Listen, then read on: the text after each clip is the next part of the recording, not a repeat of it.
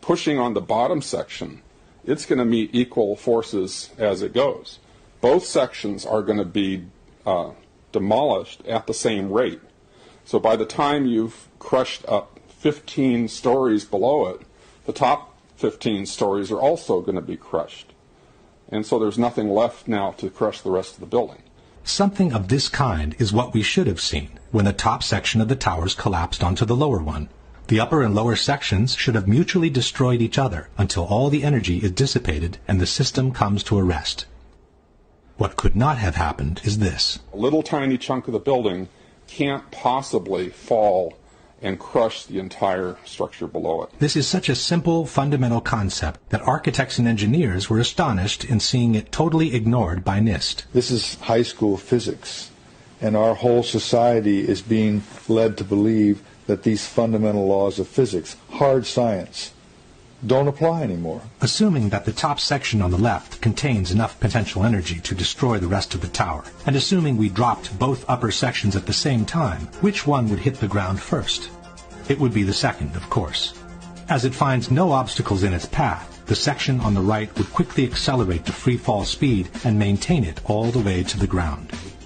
The section on the left, instead, needs to use some of its energy to destroy the structure below, so it could never achieve free fall speed.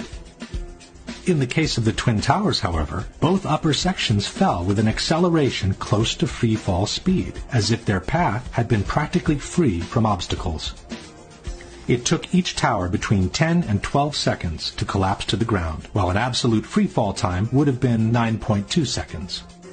In other words, both upper sections of the towers found enough energy to destroy 80,000 tons of healthy structure below, while accelerating to near free fall speed.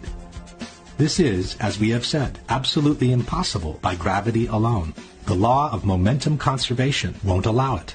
A building cannot do free fall with a huge steel structural system in place to support it. The Twin Towers could not have come straight down through the resistance of 80,000 tons of structural steel at the speed of practically free fall.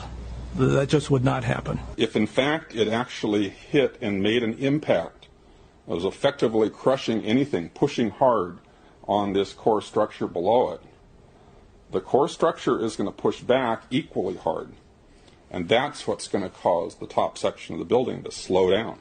As energy is drained away from the system to deform those members, it would slow down the descending mass and cause a descent at less than free fall speed. There is only one way for those buildings to have collapsed at the speed they did. The buildings fall at a speed which can only occur if the structure has been removed, the vertical structure. The same Shyam Sunder from NIST has acknowledged that free fall can only be achieved with the absence of a structure below. Free fall time would be an object that has no structural components below it. But what could have removed the supporting structure below, since the falling section didn't have any extra energy to do so? The fact that it's coming down at free fall says all of the energy is being used to just make it go straight down, which means it's coming down through itself and not breaking up the building as it goes.